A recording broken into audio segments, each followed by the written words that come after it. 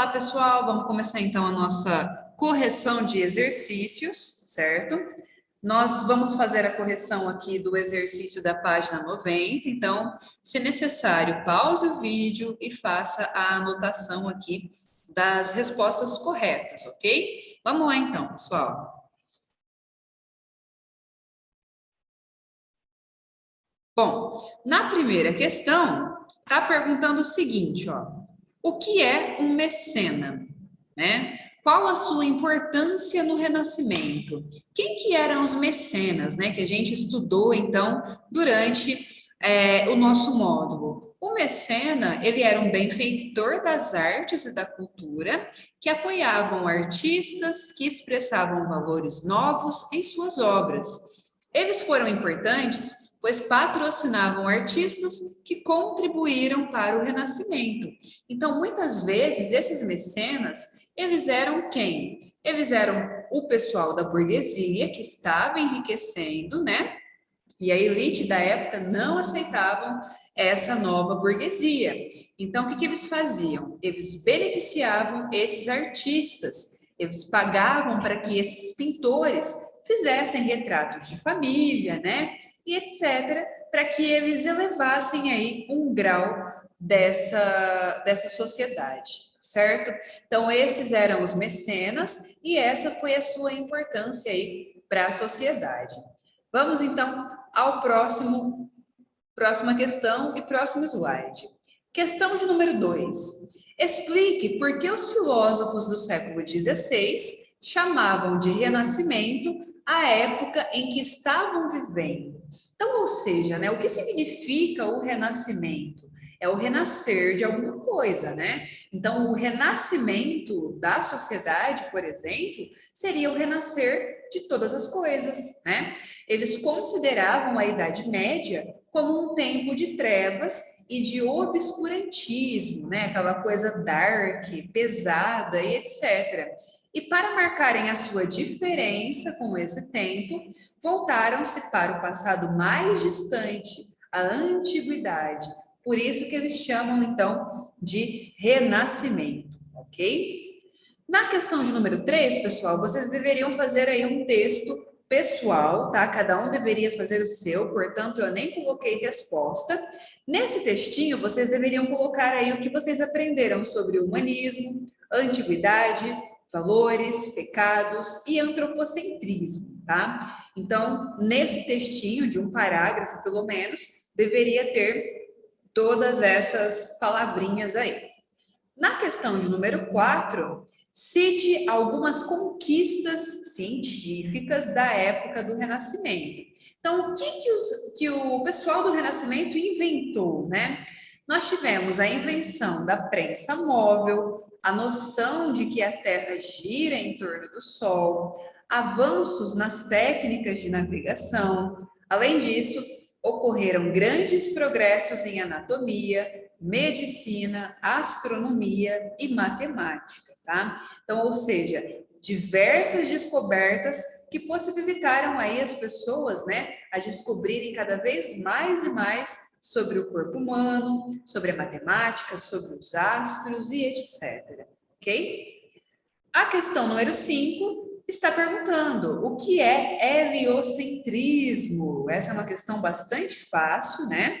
Nós falamos bastante sobre ela.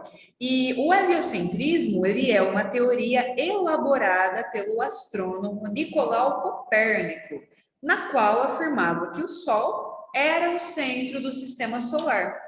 E assim, a Terra e os demais planetas giravam ao redor dele. Então, quando a gente fala de hélio, significa Sol, heliocentrismo, o Sol como centro de tudo, tá?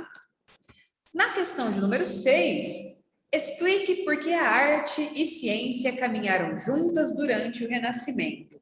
Bom, os pintores, arquitetos e escultores do Renascimento geralmente conheciam as novas técnicas de arte e tinham conhecimentos científicos, pois dependiam do exemplo, por exemplo, de cálculos matemáticos e de estudos de anatomia para a elaboração das suas obras. É por isso, muitas vezes, né, que a arte ela expressava muito bem o corpo humano, né? Principalmente ali a questão dos detalhes do nosso corpo, como é dentro, por fora e etc, né?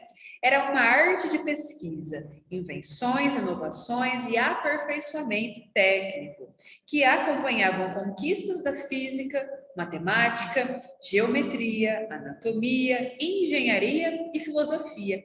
Então, ou seja, eram todas essas disciplinas que caminhavam juntas, né? E dentro dela formavam aí o renascimento científico. Na questão de número 7, quais principais características da pintura renascentista? Então, aqui, durante o nosso estudo, né, nós vimos bastante sobre obras de arte, né?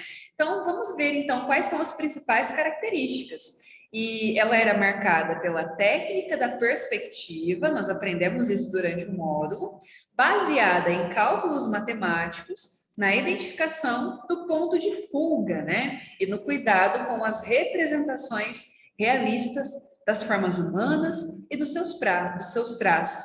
Era algo ali bastante real, né, pessoal? A gente conseguia identificar, a partir da observação, que parecia que o desenho estava longe, né, que seria o ponto de fuga, mas na verdade ele estava apenas desenhado de uma forma diferente.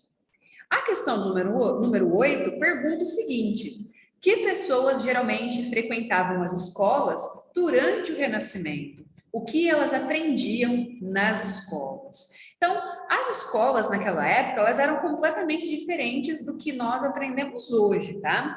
As escolas geralmente eram frequentadas apenas pelas pessoas de famílias ricas. Além de praticarem esportes como natação e hipismo, os alunos aprendiam sobre literatura clássica, matemática, política e até mesmo boas maneiras, né? O que seriam essas boas maneiras? Modo de sentar, de falar, de andar, de se vestir, modo de se alimentar, enfim, era um conjunto aí de coisas que essas pessoas aprendiam, certo? Na questão número 9, em que outras regiões da Europa, além da Itália, houve manifestações do Renascimento? Descreva as características do Renascimento em uma dessas regiões. Então, ou seja, né, pessoal, a gente estudou bastante ali que as cidades italianas, elas tiveram ali diversos tipos de renascimento. Então, eu resolvi aqui colocar uma resposta bem curta, porque eu tenho certeza que vocês colocaram ali certinho o que está pedindo.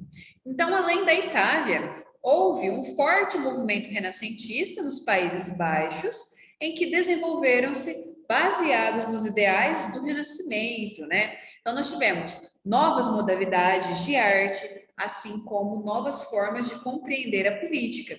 Então, quando se fala Renascimento, não é apenas renascimento da arte, mas sim o renascimento geral, ok?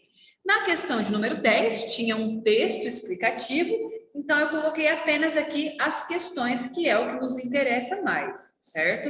Então, na letra A, está perguntando o seguinte: qual foi o modelo proposto por Cláudio Ptolomeu para explicar o movimento dos planetas e das estrelas? Qual nome foi dado a esse modelo? Então, vamos lá, de acordo com o texto, né, com os nossos estudos aí durante o módulo, o modelo de geocentrismo que afirmava que a Terra era o centro do universo e, por isso, os planetas e estrelas giravam ao seu redor. Em volta da Terra estariam girando a Lua, Mercúrio, Vênus, Sol, Marte, Júpiter e Saturno. O modelo de Ptolomeu, ele era baseado na física de Aristóteles e foi assumido como verdadeiro pela Igreja ao longo da Idade Média, tá? Então, essa seria a resposta da letra A. Na letra B, está perguntando por que Nicolau Copérnico achou que o Sol deveria ser o centro do universo. Então, vamos ver aqui o porquê e qual o motivo que o Copérnico, né, pensou dessa forma. O Copérnico, pessoal, pensou ser o Sol o centro do universo, porque, sendo o único astro com luz própria do sistema, não poderia ficar de fora do centro, para que pudesse iluminar os demais planetas. Então, por isso que ele pensou que o Sol era o centro de tudo, por conta da sua grande iluminação, ok? E a letra C, fechando aqui a nossa correção, está perguntando como ficou conhecido o modelo proposto por Copérnico, né? Esse modelo, ele é conhecido de heliocentrismo. Ok, pessoal? Então é isso. Essa foi a nossa correção. Nós nos vemos então na nossa próxima aula. Até lá, pessoal!